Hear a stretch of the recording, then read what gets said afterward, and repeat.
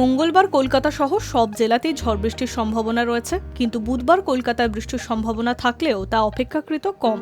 তবে বৃহস্পতিবার আবহাওয়ার বদল ঘটতে পারে, গরম বাড়তে পারে।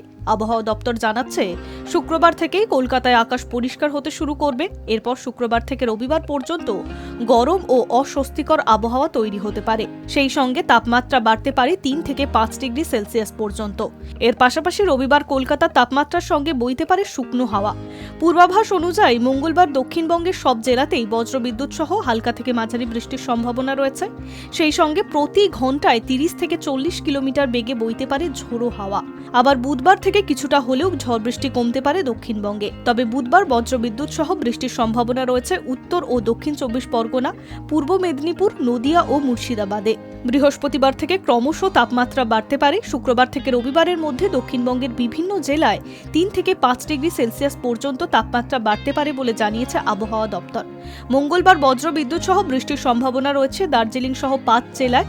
মঙ্গলবার দার্জিলিং, কালিম্পং, জলপাইগুড়ি, আলিপুরদুয়ার, কোচবিহারে বজ্রবিদ্যুৎ সহ হালকা থেকে মাঝারি বৃষ্টি হতে পারে।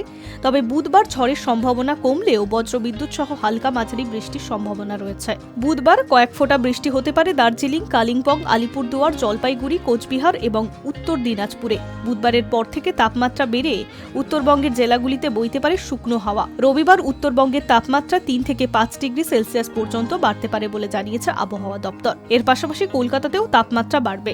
High news network.